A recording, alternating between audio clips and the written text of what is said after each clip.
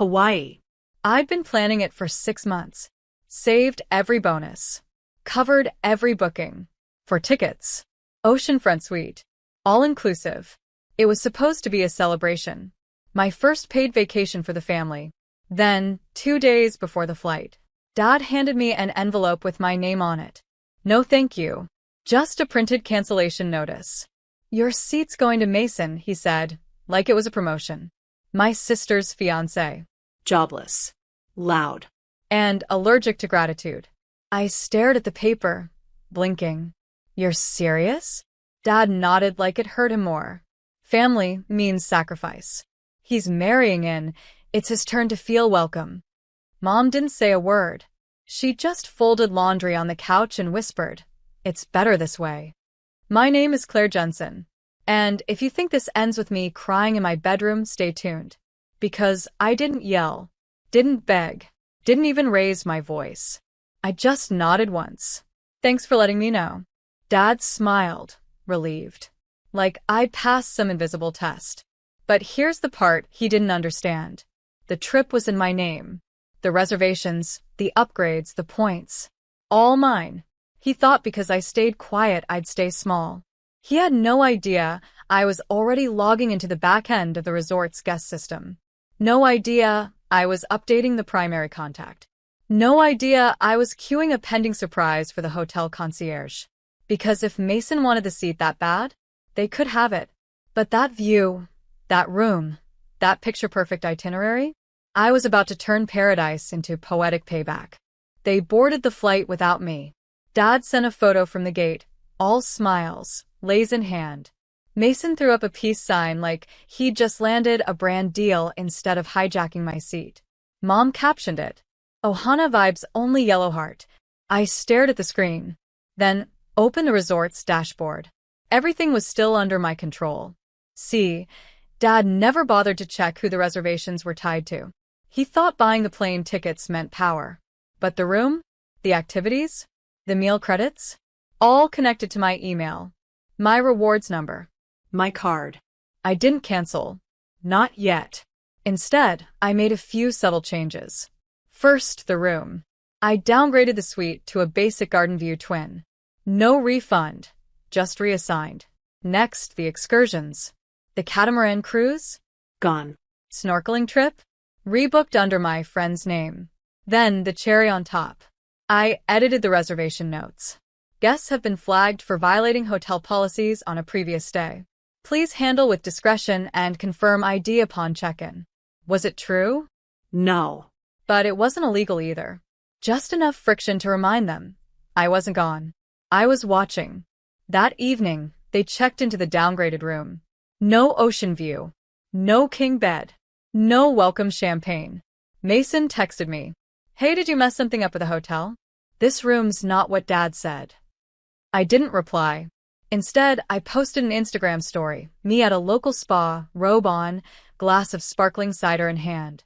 Captioned, "Sometimes the best trips are the ones you don't take." Mom viewed it. So, did Dad. And Mason? He blocked me. But I wasn't done yet. Because if they wanted to use my generosity as a runway, they were about to feel what turbulence really looks like. The next morning, Dad called. Didn't text. Called. That alone told me the trip wasn't going well. I let it ring out. He left a voicemail, his voice tight, carefully controlled. "Claire, the hotel says there's a charge dispute. Our room key stopped working. Can you call them? Just fix it." Fix it? Like I was their assistant. Like I hadn't been erased from my own gift. I sipped my coffee, tapped into the resort dashboard again, paused the room's digital access. Just a few clicks, and suddenly, the only key card they had didn't open anything. Meanwhile, on the resort's public Wi-Fi, I saw a new TripAdvisor review pop up. Written by Ocean Dad 77. Check-in staff were rude. Room was not as expected. Total mess. I laughed.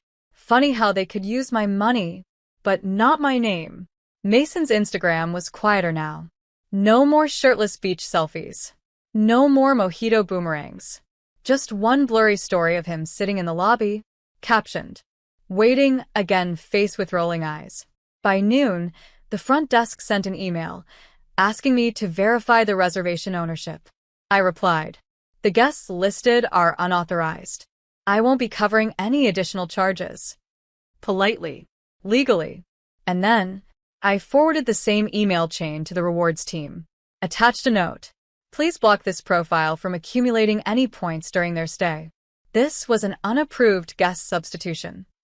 I hit send, and just like that, the perks? Gone. No lounge access. No late checkout. No free upgrades. That evening, I got a text from Mom. Just 4 words. "Why are you doing this?" I didn't reply. Instead, I posted a quote to my story. White background, black letters.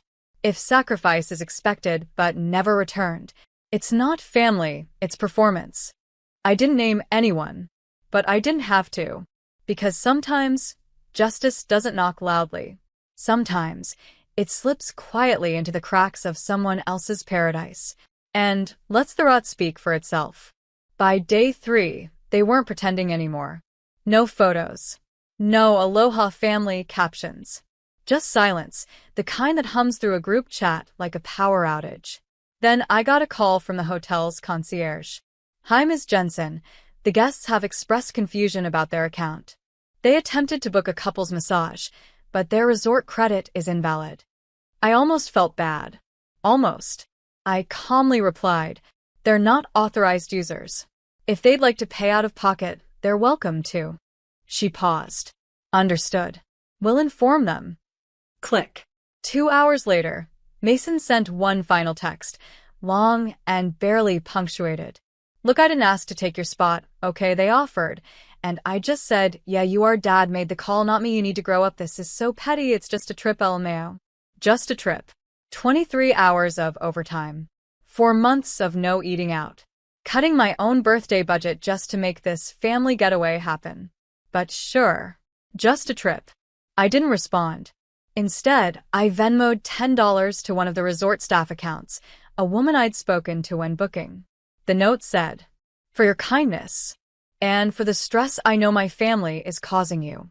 Because if someone had to deal with their entitlement meltdown, they deserved a little extra sunshine." Later that night, I received a call from Grandpa. He wasn't supposed to know, but somehow he always did. "You're not there?" he asked. "Nope." He sighed. I figured something was off. "Your dad's been posting sunset photos, but his face looks like someone stole his flip-flops." I smiled. "You always taught me, never punish with anger. Just let people live inside what they built." He chuckled. "Well, they're living in it now, baby. Keep standing tall." I hung up and opened my email. The hotel survey had arrived. "How was your experience at our resort?" I typed just 5 words into the comment box. I didn't stay, they did. They landed home 4 days later. Sunburnt, silent, and $1,900 over budget. I know because I saw the receipt. Dad tried to put the extra charges on my card, but I'd already frozen it the day they boarded. Mom was the first to break. She called while I was folding laundry. "I just don't understand why you're being so cold, Claire." I let her talk. "We didn't mean to hurt you. We just thought Mason needed to feel included. You always act like everything has to be fair." I looked at the speakerphone like it was haunted. "Mom," I said calmly, "I didn't need it to be fair. I just needed to not be erased." She exhaled. "He's family now." I nodded. "And family means sacrifice, right?" Silence.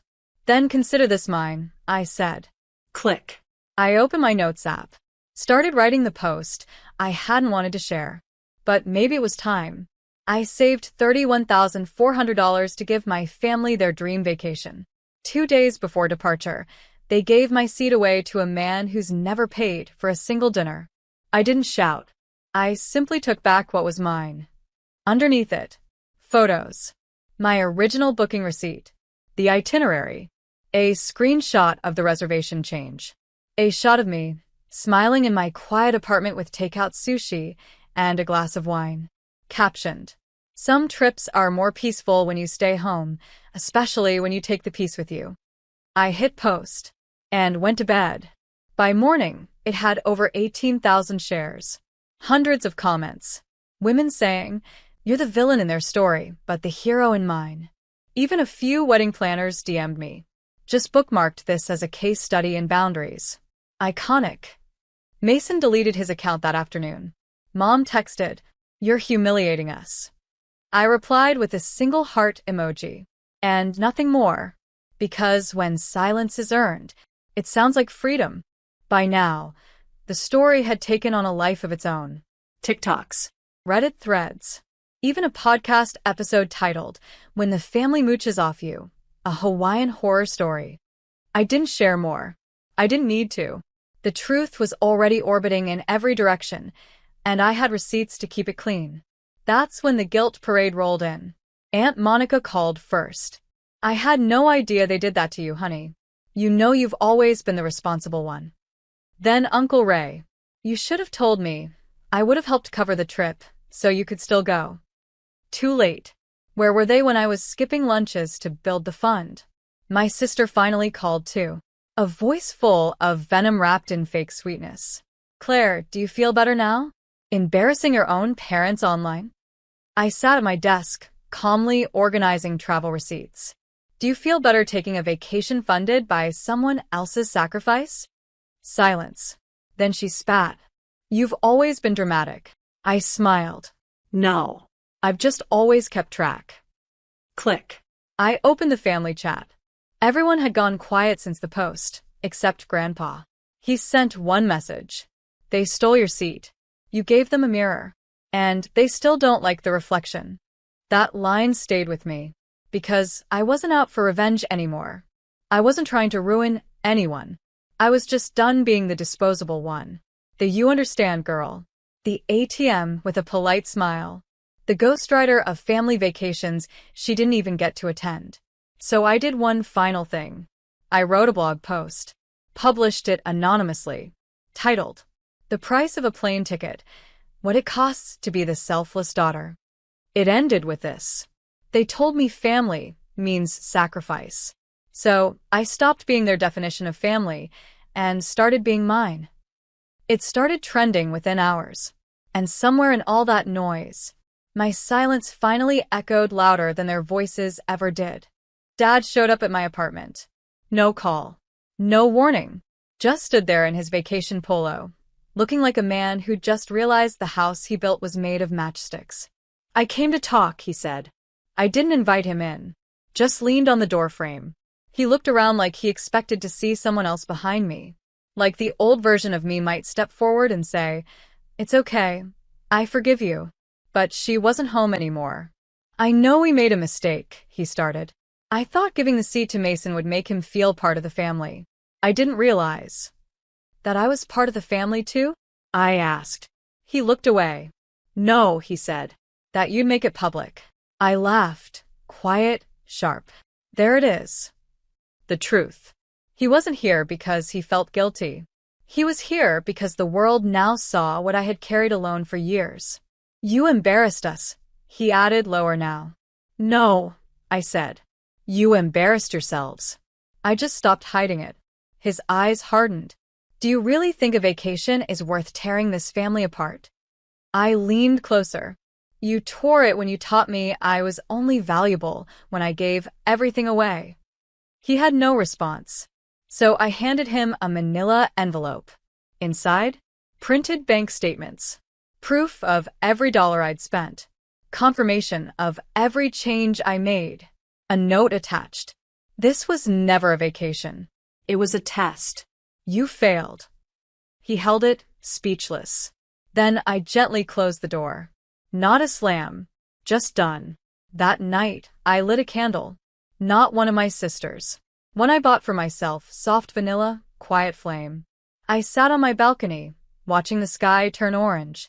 And for the first time, I didn't ache to be understood. I was just free. A week later, I got a postcard in the mail. No return address. But I knew the handwriting. It was from my mother. "We didn't raise you to be this cold, this public, this vindictive. We're hurt. Mason's embarrassed. Your father's ashamed. I hope it was worth it." I read it once, then placed it beside my keyboard. Like a trophy. Not because I wanted the pain, but because that card finally proved they saw the fire they'd always ignored. I'd spent years being the quiet one, the responsible daughter, the one who never needed attention, just approval. But here's the truth. Approval without respect is manipulation dressed in love. They never thought I'd push back. Never thought I'd light a match to the fantasy. But now? Their little Hawaiian getaway was being whispered about in places they couldn't control. The vacation photos? Deleted. Mason's job prospects? Quietly iced out. Word spreads faster than sunscreen on the internet. And me? I was booked to speak on a podcast about boundary setting. Then another. Then a feature in a finance magazine. How one woman took back her power and her points. I didn't ask for the spotlight. But when it hit me, I didn't run. Because this time the story was mine. And every woman who heard it, they didn't just listen. They nodded. They knew. I closed my laptop and looked out the window. No more trips. No more forced dinners. No more being the background character in their perfect little performance. This time the stage was mine. And the final act? Peace.